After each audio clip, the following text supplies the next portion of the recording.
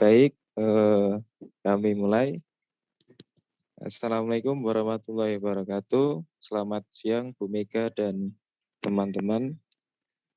Dan kesempatan kali ini kami akan mempresentasikan chapter 8 yaitu Scoring Information System dengan anggota Ramadhan Putra dengan NIM absen akhir 058.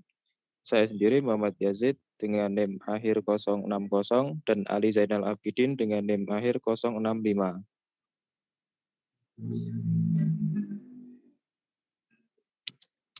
Mengapa sistem informasi rentan terhadap kerusakan, kesalahan, dan penyalahgunaan?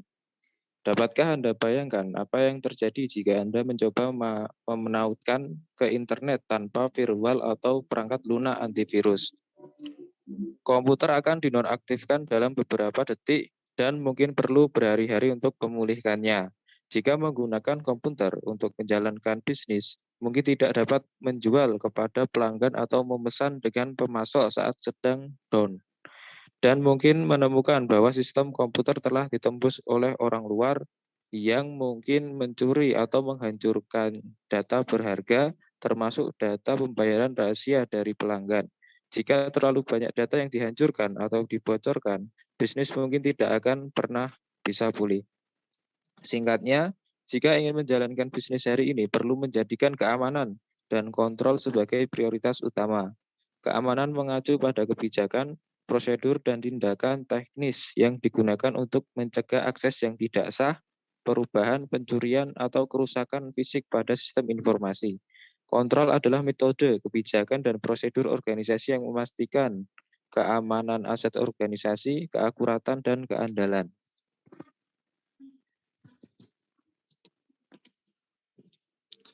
Mengapa sistem rentan? Ketika sejumlah besar data disimpan dalam bentuk elektronik, mereka rentan terhadap berbagai jenis ancaman. Melalui jaringan komunikasi, sistem informasi di lokasi yang berbeda saling berhubung.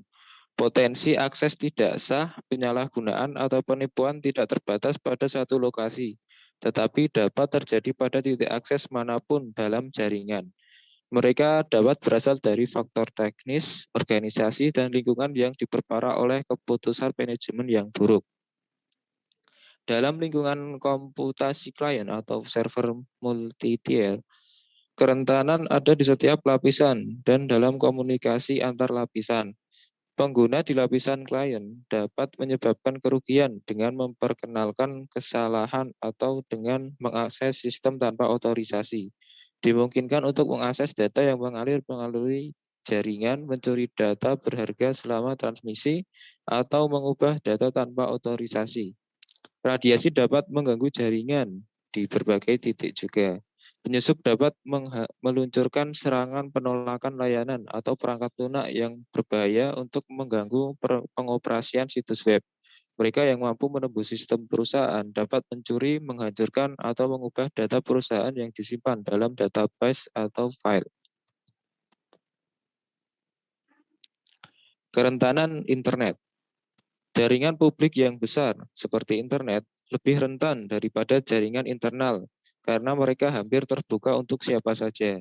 Internet begitu besar sehingga ketika pelanggaran terjadi, mereka dapat memiliki dampak yang sangat luas.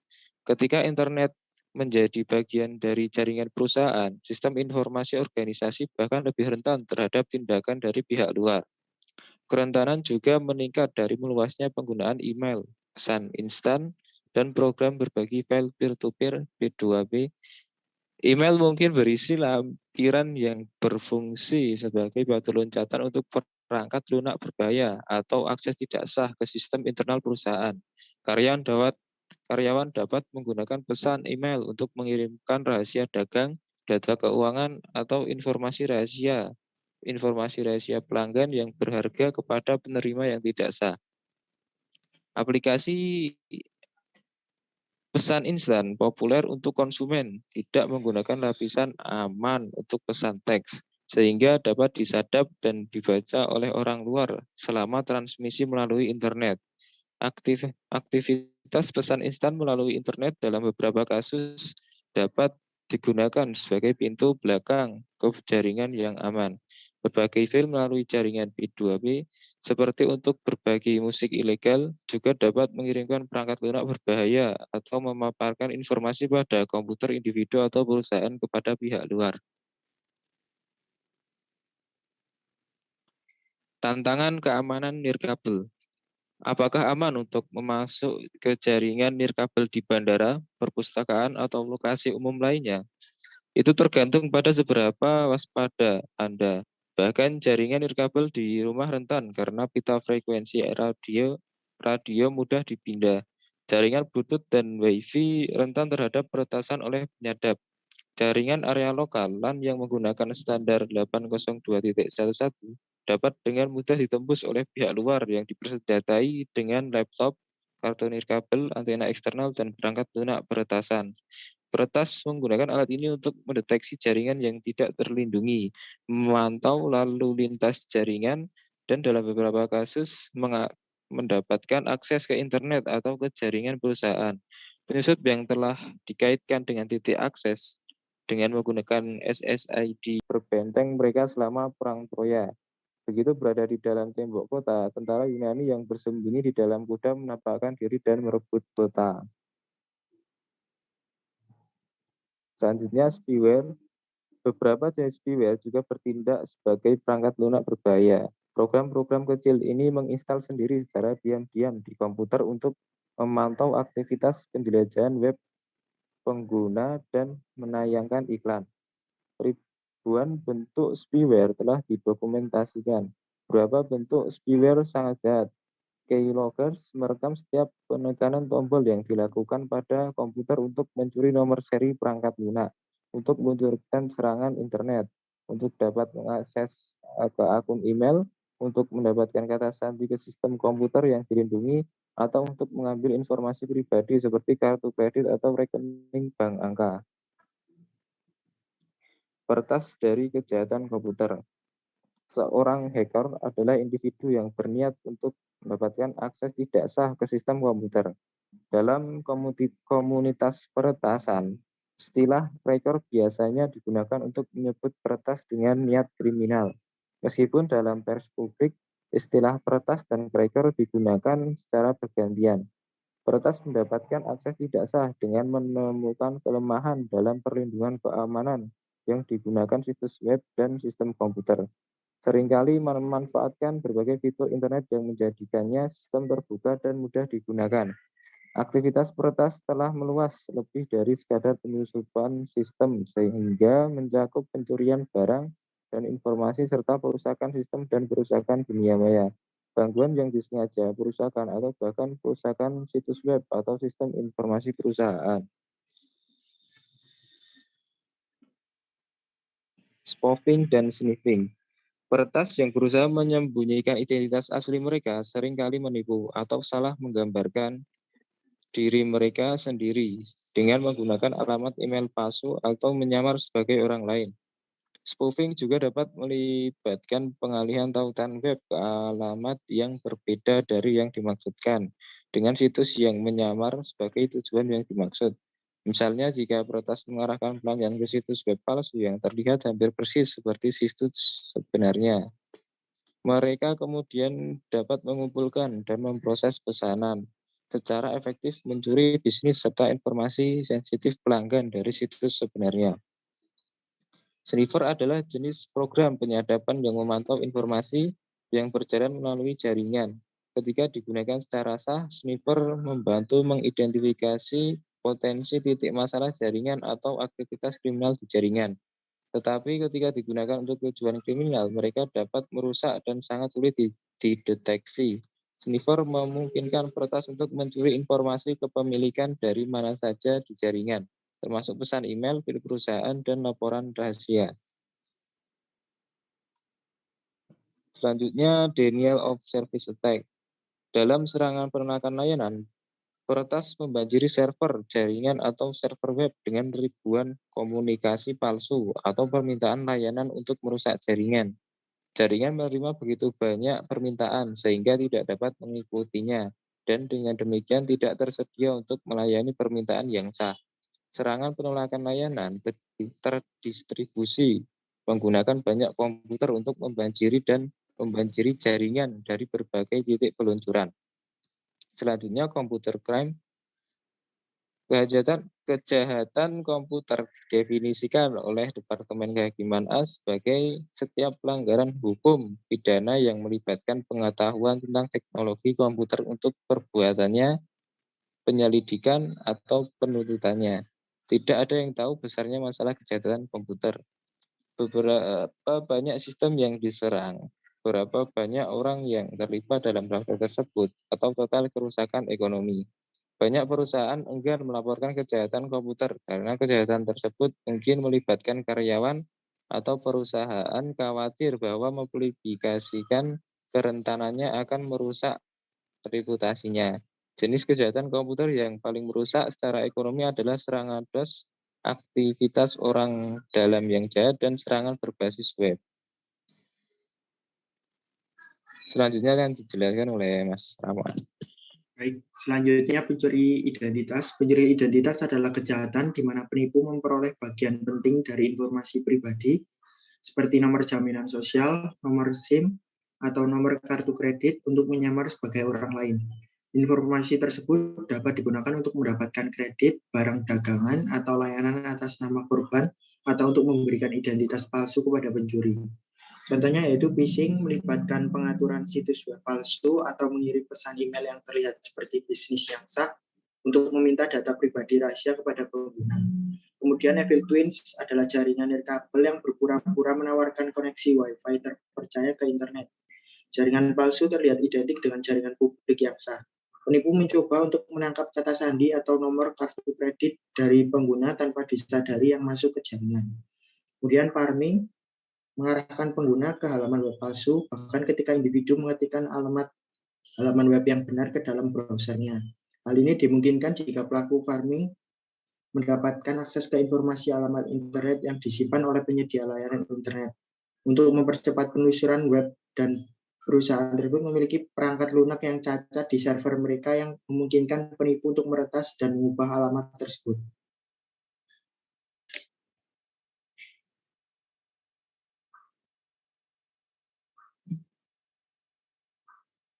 Next.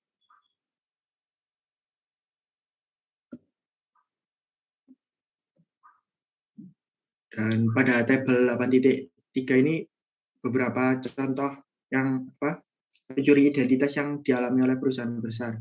Seperti Anthem Health Insurance pada Februari 2015, hacker mencuri informasi pribadi dari lebih 80 juta pelanggannya yang meliputi nama, tanggal ulang tahun, medical ID, social security number, dan data pendapatan. Next.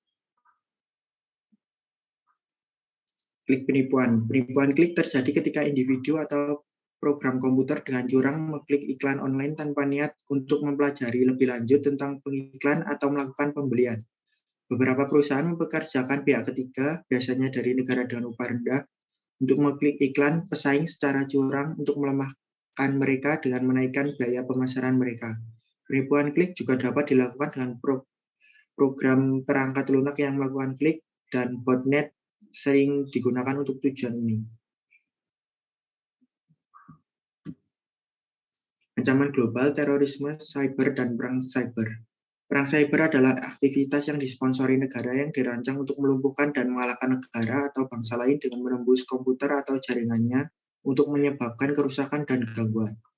Cyber warfare juga mencakup pertahanan terhadap jenis serangan ini. Cyber warfare menimbulkan ancaman serius bagi infrastruktur masyarakat modern karena lembaga keuangan, kesehatan, pemerintah, dan industri utama mereka bergantung pada internet untuk operasi sehari-hari. Aktor non-negara seperti teroris atau kelompok kriminal dapat melancarkan serangan dan seringkali sulit untuk menentukan siapa yang bertanggung jawab. Bangsa-bangsa harus terus-menerus waspada terhadap malware baru dan teknologi lain yang dapat digunakan untuk melawan mereka. Dan beberapa dari teknologi yang dikembangkan oleh kelompok peretas yang terampil ini secara terbuka dijual kepada pemerintah yang berminat. Ancaman internal karyawan. Banyak karyawan lupa kata sandi mereka untuk mengakses sistem komputer atau mengizinkan rekan kerja menggunakannya, yang membahayakan sistem. Penyusup jahat yang mencari akses sistem terkadang menipu karyawan untuk mengungkapkan kata sandi mereka dengan berpura-pura menjadi anggota sah perusahaan yang membutuhkan informasi. Praktik ini disebut rekayasa sosial. Kerentanan perangkat lunak. Masalah utama dengan perangkat lunak adalah adanya bug tersembunyi atau cacat kode program, terutama adalah kerentanan zero day, yang merupakan lubang di perangkat lunak yang tidak diketahui penciptanya. Peretas kelemahannya dan bergegas memperbaikinya. Untuk memperbaiki kelemahan perangkat lunak setelah diidentifikasi, vendor perangkat lunak membuat bagian-bagian kecil dari perangkat lunak yang disebut tambalan untuk memperbaiki kekurangan tersebut tanpa mengganggu pengoperasian perangkat lunak yang benar. Apa nilai bisnis dari keamanan dan kontrol? Persyaratan hukum dan peraturan untuk manajemen arsip elektronik. Perusahaan menghadapi kewajiban hukum baru untuk menyimpan dan penyimpanan catatan elektronik serta untuk perlindungan privasi, contohnya Health Insurance Portability and Accountability Act, mengurai aturan dan prosedur keamanan dan privasi medis untuk menyederhanakan administrasi penagihan perawatan kesehatan dan mengotomatiskan transfer data perawatan kesehatan antara penyedia layanan kesehatan, pembayar, dan paket. Kemudian Bramley-Bliley Act mewajibkan lembaga keuangan untuk memastikan keamanan dan kerahasiaan data pelanggan. Sarbanes-Oxley Act dirancang untuk melindungi investor setelah skandal keuangan di Enron, WorldCom, dan perusahaan publik lainnya. Bukti elektronik dan forensik komputer. Forensik komputer adalah pengumpulan ilmiah, pemeriksaan, autentikasi, pelestarian, dan analisis data yang disimpan atau diambil dari media penyimpanan komputer sedemikian rupa sehingga informasi tersebut dapat digunakan sebagai bukti di pengadilan. Ini berkaitan dengan masalah-masalah berikut. Memulihkan data dari komputer sambil menjaga integritas bukti, menyimpan dan menangani data elektronik yang dipulihkan dengan aman, menemukan informasi penting dalam volume besar data elektronik, menyajikan informasi ke pengadilan. Apa saja komponen kerangka kerja organisasi untuk keamanan dan kontrol? Kontrol sistem informasi. Kontrol umum mengatur desain keamanan dan penggunaan program komputer dan keamanan file data secara umum di seluruh infrastruktur teknologi informasi organisasi. Kontrol umum termasuk kontrol perangkat lunak, kontrol perangkat keras fisik, kontrol operasi komputer, kontrol keamanan data, kontrol atas proses pengembangan sistem, dan kontrol administratif. Kontrol aplikasi adalah kontrol khusus yang unik untuk setiap aplikasi terkomputerisasi seperti penggajian, atau pemrosesan pesanan. Mereka mencakup prosedur otomatis dan manual yang memastikan bahwa hanya data resmi yang diproses secara lengkap dan akurat oleh aplikasi tersebut. Kontrol aplikasi dapat diklasifikasikan sebagai kontrol input yang memeriksa keakuratan dan kelengkapan data saat memasuki sistem. Kontrol pemrosesan menetapkan bahwa data lengkap dan akurat selama pemutakhiran. Kontrol keluaran atau output memastikan bahwa hasil pemrosesan komputer akurat, lengkap, dan didistribusikan dengan benar. Berikut contoh kontrol umum. Next. Tugas berisiko. Penilaian risiko menentukan tingkat risiko bagi perusahaan jika aktivitas atau proses tertentu tidak dikendalikan dengan benar. Tidak semua risiko dapat diantisipasi dan diukur, tetapi sebagian besar bisnis akan dapat memperoleh pemahaman tentang risiko yang mereka hadapi. Manajer bisnis yang bekerja dengan spesialis sistem informasi harus mencoba menentukan nilai aset informasi, titik kerentanan, kemungkinan frekuensi masalah, dan potensi kerusakan. Tabel 8.5 menggambarkan contoh hasil penilaian risiko untuk sistem pemrosesan pesanan online yang memproses 30.000 pesanan per hari. Next. Kebijakan keamanan. Kebijakan keamanan terdiri dari pernyataan peringkat risiko informasi, mengidentifikasi tujuan keamanan yang dapat diterima, dan mengidentifikasi mekanisme untuk mencapai tujuan ini. Kebijakan penggunaan yang dapat diterima mendefinisikan penggunaan yang dapat diterima atas sumber daya informasi dan peralatan komputasi perusahaan, termasuk komputer, desktop, dan laptop, perangkat nirkabel, telepon, dan internet. Manajemen identitas terdiri dari proses bisnis dan perangkat lunak untuk mengidentifikasi pengguna yang sah dari suatu sistem dan mengendalikan akses mereka ke sumber daya sistem. Ini mencakup kebijakan untuk mengidentifikasi dan mengotorisasi berbagai kategori pengguna sistem, menentukan sistem atau bagian sistem apa yang diizinkan untuk diakses oleh setiap pengguna, dan proses serta teknologi untuk mengautentikasi pengguna dan melindungi identitas mereka. Gambar 8.3 adalah salah satu contoh bagaimana sistem manajemen identitas dapat menangkap aturan akses untuk berbagai tingkat pengguna dalam fungsi sumber daya manusia. Next. Selanjutnya akan dijelaskan oleh rekan saya, Ali. Perencanaan pemulihan bencana dan perencanaan kesinambungan bisnis. Jika Anda menjalankan bisnis, Anda perlu mengantisipasi kejadian seperti pemadaman listrik, banjir, gempa bumi, dan hal lainnya yang akan mencegah sistem informasi dan bisnis Anda beroperasi. Perencanaan pemulihan berencana menyusun rencana untuk pemulihan layanan komputasi dan komunikasi yang terganggu. Rencana pemulihan bencana berfokus terutama pada masalah teknis yang terlibat dalam menjaga dan menjalankan sistem, seperti file mana yang harus dicadangkan. Perencanaan kelangsungan bisnis berfokus pada bagaimana perusahaan dapat memulihkan operasi bisnis setelah terjadi bencana. Rencana kesinambungan bisnis mengidentifikasi proses bisnis penting dan menentukan rencana tindakan untuk menangani fungsi penting misi jika sistem turun. Misalnya, Deutsche Bank yang menyediakan layanan perbankan, investasi, dan manajemen aset di 74 negara memiliki rencana kesinambungan bisnis yang dikembangkan dengan baik yang terus diperbarui dan disempurnakan. Ini memelihara tim penuh waktu di Singapura, Hong Kong, Jepang, India, dan Australia untuk mengkoordinasikan rencana mengatasi hilangnya fasilitas personel atau sistem kritis sehingga perusahaan dapat terus beroperasi ketika peristiwa bencana terjadi.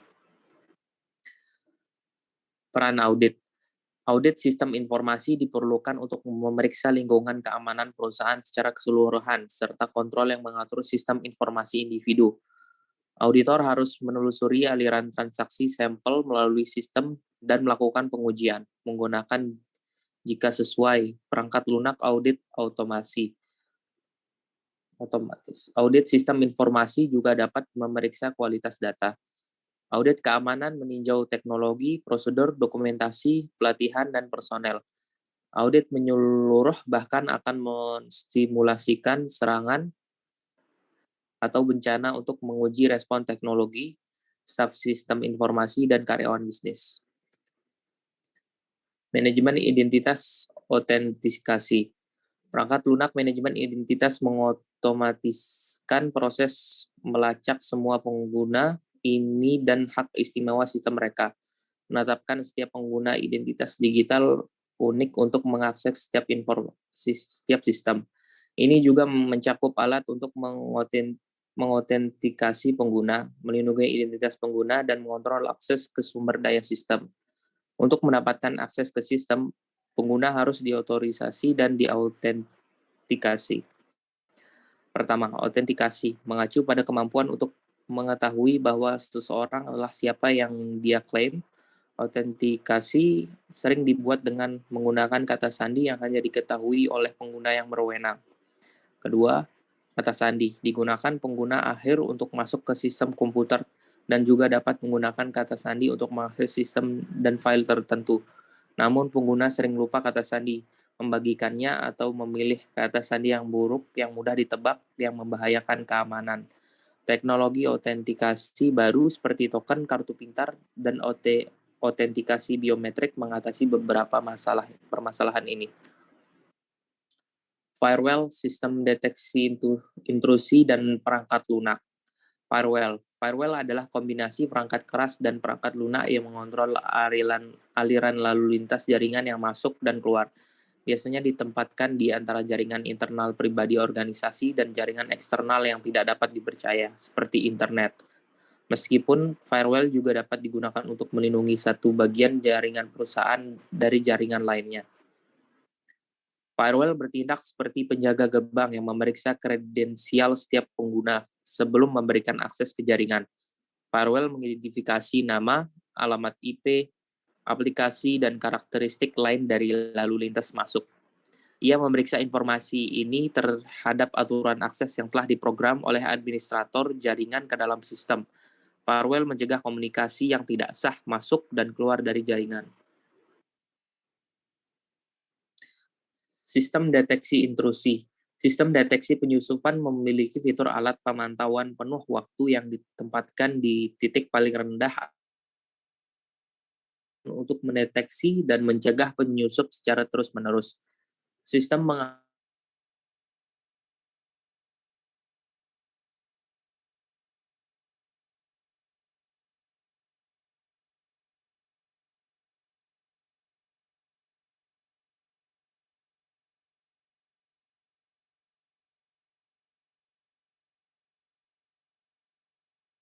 ancaman terpadu atau UTM.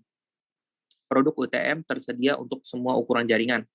Vendor UTM terkemuka termasuk yaitu Fortinet, Sophos, dan Checkpoint. Selanjutnya mengamankan jaringan nirkabel.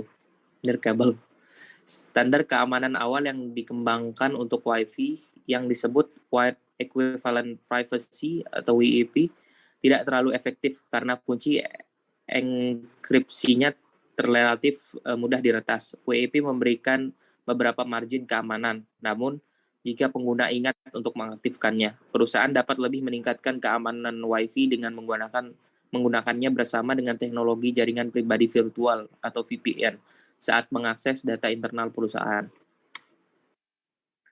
Masalah keamanan untuk cloud computing dan seluler platform digital. Meskipun komputasi awan dan platform digital seluler yang muncul memiliki potensi untuk memberikan manfaat yang kuat, mereka menimbulkan tantangan baru bagi keamanan dan keandalan sistem. Kami sekarang menjelaskan beberapa tantangan ini dan bagaimana mereka harus ditangani. Memastikan kualitas perangkat lunak.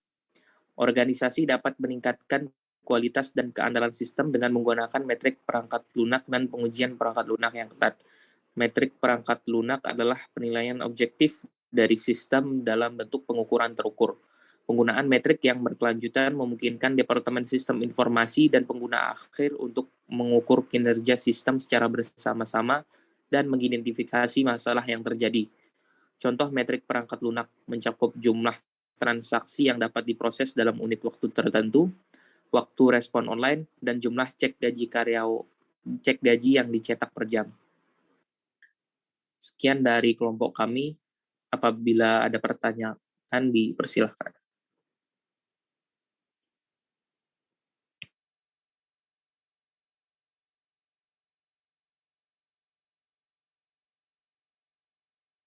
Bagi teman-teman yang ada pertanyaan, mungkin bisa ditulis di kolom chat ya. 4 jam lagi ya? 3,5 jam lagi buka puasa. Oke, sabar ya. Saya mungkin review sedikit aja, karena saya yakin juga kalian disuruh lama-lama buat dengerin saya ngomong juga udah nggak kuat ya. Mungkin wis ngeleh bu, aku wis kesel, kayak ndang rampung, mungkin gitu ya.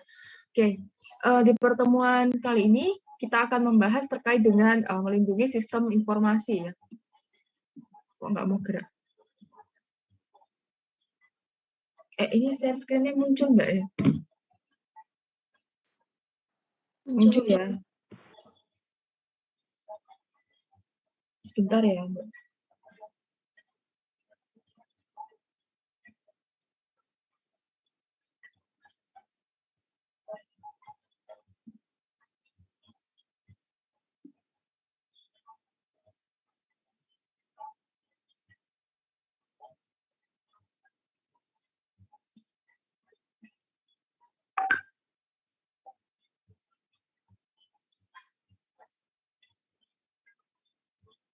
Oke, yang pertama kita akan membahas terkait dengan kerentanan dan juga penyalahgunaan sistem. Nah, perlu teman-teman ketahui, biasanya di suatu perusahaan itu ada yang namanya vulnerable management system atau sistem manajemen kerentanan, ya. Jadi sistem manajemen kerentanan ini sebetulnya dia merupakan sistem yang digunakan untuk mengelola segala kemungkinan kerentanan yang akan menyerang suatu perangkat lunak yang dimiliki oleh suatu perusahaan. Nah, di sini sistem manajemen kerentanan ini intinya dia bisa melindungi program-program perangkat lunak yang dimiliki oleh suatu perusahaan dari malware, virus, ataupun tindakan-tindakan peretasan. Karena kan kalau misalkan kita ketahui ya, ketika suatu data itu intinya dia disimpan dalam bentuk digital, mereka itu kayak lebih vulnerable, lebih rentan daripada ketika data tersebut disimpan dalam bentuk manual. Maksudnya bentuk manual itu gimana? Ya kayak misalkan datanya itu disimpan ke arsip gitu loh. Nah, di sini teman-teman terdapat beberapa cara ya terkait dengan sistem manajemen kerentanan yang dimiliki oleh suatu perusahaan. Jadi yang pertama di sini ada yang namanya pengamanan atau security.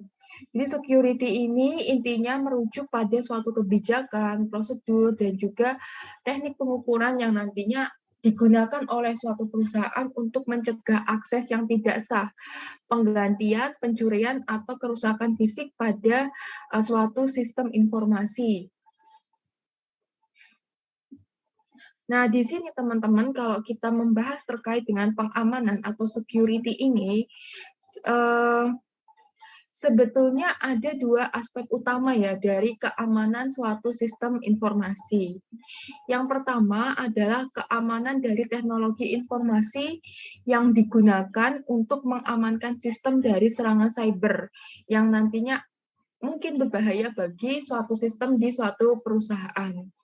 Terus yang selanjutnya adalah ada keamanan data. Maksudnya keamanan data ini adalah yang nanti akan memastikan integritas dari suatu data. Ketika nanti misalkan muncul masalah seperti kayak bencana alam, ada kerusakan server, ada pencurian fisik dan sebagainya.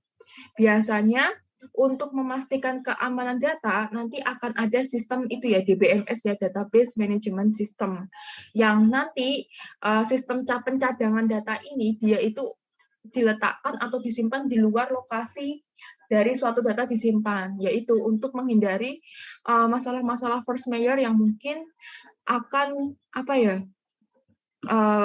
berpotensi merugikan dari suatu perusahaan. Lalu yang kedua,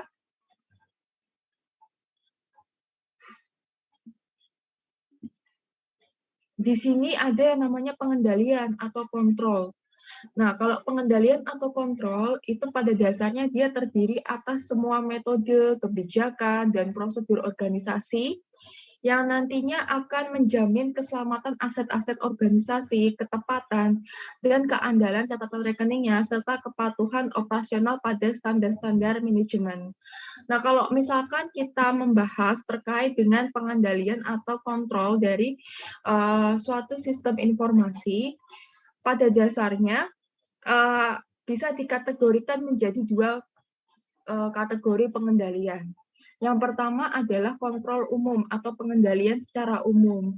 Kalau pengendalian secara umum, ini nanti akan meliputi pengendalian terhadap perangkat lunak, pengendalian terhadap perangkat keras, pengendalian terhadap operasi komputer, pengendalian terhadap keamanan data, dan sebagainya. Nah, kalau kontrol terhadap aplikasi atau pengendalian terhadap aplikasi, nah ini nanti akan mencakup prosedur otomatis dan juga prosedur manual. Tujuannya apa? Untuk memastikan bahwa hanya nanti data yang resmi saja yang bisa diproses secara lengkap dan akurat oleh si aplikasi tersebut. Nah, kalau kita membahas terkait dengan pengendalian dari aplikasi, ini bisa dikategorikan lagi menjadi 3. Yang pertama, itu ada yang namanya pengendalian input, ya. Terus yang kedua ada pengendalian pemrosesan, dan yang terakhir ada yang namanya pengendalian output. Untuk pengendalian input, nanti suatu sistem ini akan memeriksa terkait dengan keakuratan dan juga kelengkapan dari suatu data ketika data tersebut akan memasuki suatu sistem. Dan nanti akan ada kayak suatu tools atau kontrol input khusus yang digunakan. Nah, alatnya ini nanti atau sistem kontrol ini digunakan untuk kayak misalkan melakukan konversi data, untuk mengedit data, atau menangani ketika terjadi suatu error seperti itu. Terus yang kedua, tadi kan ada kontrol input, yang kedua ada yang namanya kontrol pemrosesan. Nah, kalau kontrol pemrosesan ini nantinya akan menetapkan atau memastikan bahwa datanya itu sudah lengkap dan juga datanya itu akurat selama digunakan. Terus juga ada yang namanya kontrol output atau kontrol keluaran. Nah, kontrol output ini akan memastikan bahwa hasil pemrosesan data tersebut itu akurat, lengkap, dan juga nantinya didistribusikan kepada user yang memang membutuhkan secara tepat. Selanjutnya, kita akan membahas terkait dengan nilai bisnis dari pengamanan dan juga pengendalian. Perlu teman-teman ketahui bahwasanya keamanan dan kontrol terhadap suatu sistem informasi yang dilakukan oleh suatu perusahaan itu memberikan kayak banyak nilai bisnis bagi suatu perusahaan. Tanpa adanya proses keamanan dan controlling ini, sebuah bisnis itu kayak bisa hancur karena kehilangan informasi dan data-data penting yang dibutuhkan dalam proses operasional bagi suatu perusahaan. Nah, nilai bisnis dari suatu keamanan dan kontrol itu adalah yang pertama, keamanan itu berkaitan dengan pengukuran yang dilakukan oleh suatu perusahaan, kayak untuk bisa membantu perusahaan mencegah dari kemungkinan adanya peretas atau mencegah adanya individu lain yang tidak berwenang terhadap suatu data dari perusahaan tersebut. Terus yang selanjutnya, keamanan itu memastikan bahwa si bisnis ini bisa berjalan dengan sangat lancar dan bebas dari segala kemungkinan ancaman yang berasal dari eksternal perusahaan tersebut.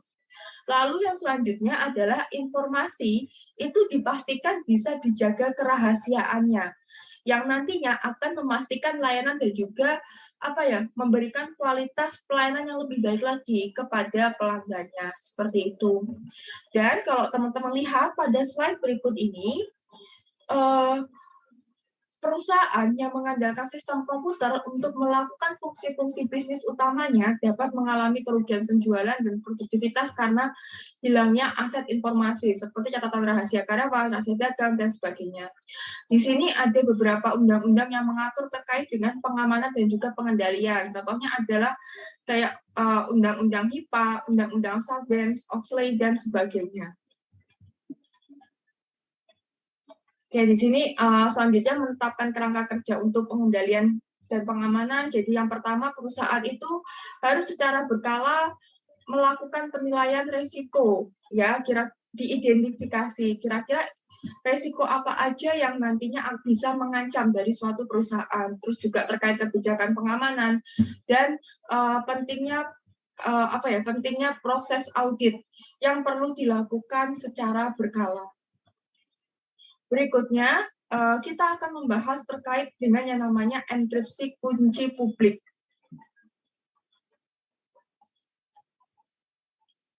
Nah, jadi kalau teman-teman perhatikan di gambar ini, enkripsi kunci publik atau seringkali disebut juga sebagai kriptografi kunci publik itu pada dasarnya merupakan suatu metode enkripsi data yang dia itu menggunakan dua kunci yang berbeda.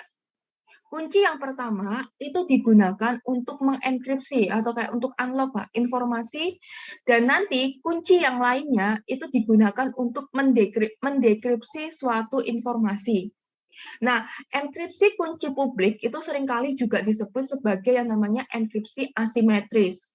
Kenapa kok disebut sebagai enkripsi asimetris? Ya karena diperlukan kayak dua kunci untuk membuat suatu sistem. dan atau membuat suatu proses itu bekerja dengan aman.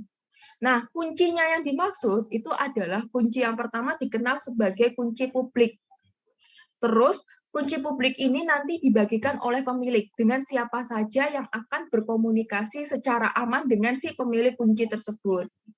Terus yang selanjutnya ada yang namanya secret key atau kunci rahasia dari suatu pemilik. Nah, kunci rahasia, ya namanya rahasia ya Bun, itu nggak dibagikan dan nanti akan dianggap sebagai kunci pribadi dari suatu user. Dan nanti kalau misalkan kunci pribadi ini dibagikan dengan penerima yang nggak sah atau penerima yang nggak seharusnya dia itu dapat akses, nanti akan ada suatu mekanisme enkripsi yang akan melindungi informasi tersebut. Nah, aplikasi atau penggunaan dari si enkripsi kunci publik ini dalam suatu bisnis, yang pertama itu ada yang namanya tanda tangan digital. Terus tanda tangan digital ini intinya nanti akan ada kayak suatu konten yang akan ditandatangani secara digital dengan kunci pribadi dari seorang individu. Dan nanti tanda tangan digital ini dia akan diverifikasi oleh kunci publik dari suatu individu. Kalau teman-teman pengen lihat kunci digital, contohnya adalah kayak misalkan nih kalian lihat pengumuman CPNS. Biasanya nanti di setiap pengumuman hasilnya, baik hasil SKD atau SKB, itu akan ada tanda tangan digital dari si kepala BKN-nya kayak gitu. Terus yang selanjutnya ada yang namanya enkripsi. Jadi enkripsi ini maksudnya nanti akan ada suatu konten yang dienkripsi menggunakan kunci publik individu dan hanya dapat didekripsi oleh kunci pribadi dari seorang individu. Dan yang terakhir kita akan membahas terkait dengan sertifikasi digital. Jadi sertifikasi digital ini akan membantu untuk menentukan identitas atau aset elektronik. Sertifikat digital itu akan melindungi transaksi online dengan cara memberikan komunikasi yang aman, terenkripsi, dan online. Nah, kalau kita membahas terkait dengan sertifikasi digital, itu sebetulnya merupakan file atau kata sandi elektronik yang nanti dia itu fungsinya adalah untuk membuktikan terkait dengan keaslian dari suatu perangkat, server, ataupun user melalui penggunaan kriptografi ataupun tadi enkripsi kunci publik. Nah, nanti autentifikasi pada sertifikasi digital ini akan membantu bagi suatu perusahaan atau suatu organisasi untuk memastikan bahwa hanya perangkat dan juga user yang memang dipercaya yang bisa terhubung ke suatu jaringan yang dimiliki oleh organisasi atau perusahaan tersebut. Nah, biasanya teman-teman sertifikasi digital ini dia akan berisi suatu informasi yang dapat diidentifikasi. Contohnya adalah kayak seperti nama pengguna, perusahaan, ataupun departemen, alamat protokol atau IP, dan sebagainya. Nah, nanti teman-teman, sertifikasi digital ini dia akan berisi salinan kunci publik dari pemegang sertifikat yang nantinya perlu dicocokkan dengan kunci pribadi yang sesuai untuk melakukan proses verifikasi. Asli nggak sih sebetulnya terkait dengan sertifikasi digital ini. Nah, nanti teman-teman, di sini ada beberapa jenis keamanan yang ditawarkan oleh sertifikat digital. Yang pertama adalah terkait dengan kerahasiaan data. Karena si user ini pada dasarnya dia bisa mengandalkan sertifikat digital untuk memeriksa atau untuk ngecek sebetulnya individu atau organisasi yang mereka ajak untuk komunikasi ini memang individu yang tepat atau sesuai dengan yang ingin mereka klaim. Nah, tanpa adanya kunci publik, si pihak lain ini intinya nggak bisa mengakses dokumen atau pesan yang dikirim oleh si sender tersebut tanpa si sertifikat digitalnya. Nah, sebetulnya hal tersebut itu untuk memastikan bagi si pengirim bahwa nanti nggak akan ada yang namanya data bocor atau data yang hilang atau dicuri dan sebagainya. Terus jenis keamanan selanjutnya yang ditawarkan oleh sertifikat digital itu adalah yang namanya integritas data.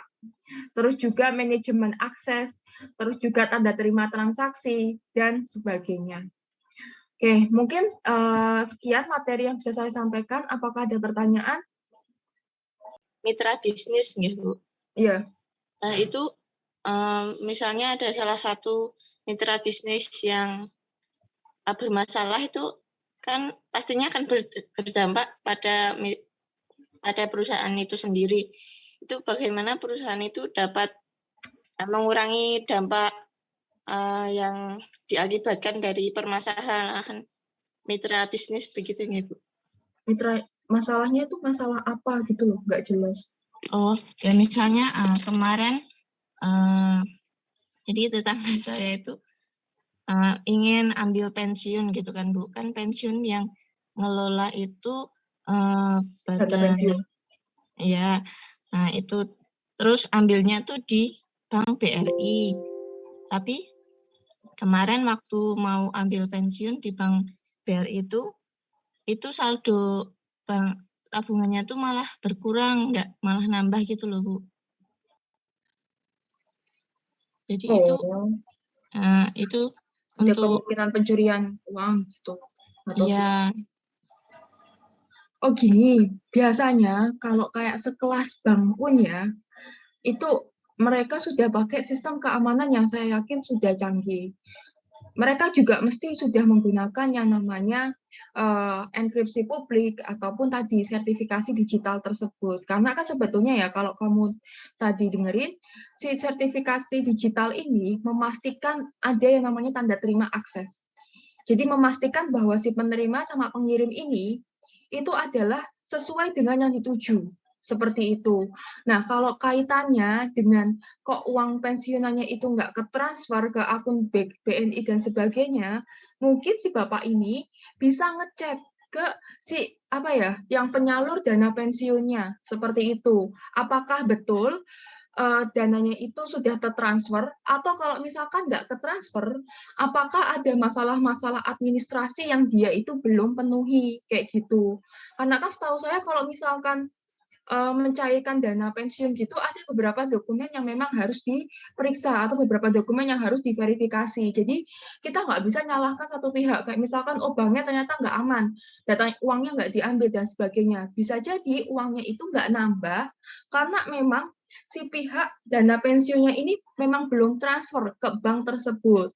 Ya, mungkin bisa kalau misalkan dia pensiunan PNS biasanya sih rutin ya kalau untuk dana pensiun tiap bulannya.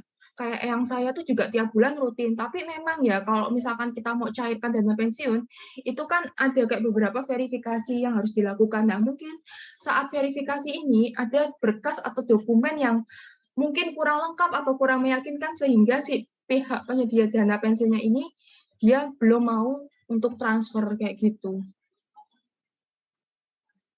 Jadi mungkin cross-check-nya tuh bisa dari dua pihak. Kesalahannya di mana?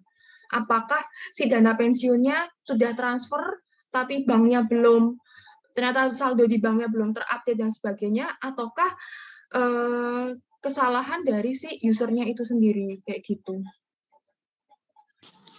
baik, terima kasih Bu Mega. Karena kalau misalkan kita bahas terkait dengan dana pensiun ya, itu kan sebetulnya kayak sistematik banget toh. Kayak kita kan bayar dana pensiun itu bayarnya kemana ya? Saya juga lupa, soalnya juga nggak pernah melihat gaji dipotong tuh kemana. Jadi intinya ada pihak yang memang mengelola dari dana pensiun tersebut. Jadi mungkin bisa di cross check aja ya. Itu kesalahannya di mana? Di dana pensiunnya, atau di pihak yang menyediakan dana pensiunnya, atau si siapa namanya banknya kayak gitu. Oke, ada lagi? Ya besok Jumat jangan lupa ya Bunda ya, 7:30 ya. Kita kuliah. Nanti linknya saya kasih ke siapa sih biasanya? Aulia ya? Iya, Aul? Bu, saya. Nanti linknya saya kasih ke Aul ya. Besok berarti pertemuan ke-12, biar nggak ada miskom. Materinya berarti apa? Itu RPS-nya BTW yang saya update itu masih salah ya. Nanti saya update yang baru ya. Mohon maaf. Sebentar, saya cek dulu ya, Bu.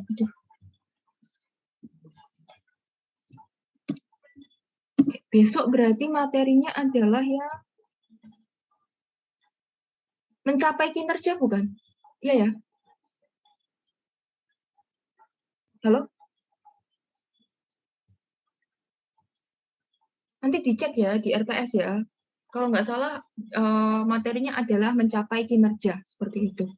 Oke, kalau misalkan udah nggak ada pertanyaan, selamat beristirahat ya teman-teman. Selamat menantikan buka puasa. Sampai bertemu lagi besok Jumat. Wassalamualaikum warahmatullahi wabarakatuh. Waalaikumsalam. Waalaikumsalam. Terima kasih, Bu. Terima kasih, Bu.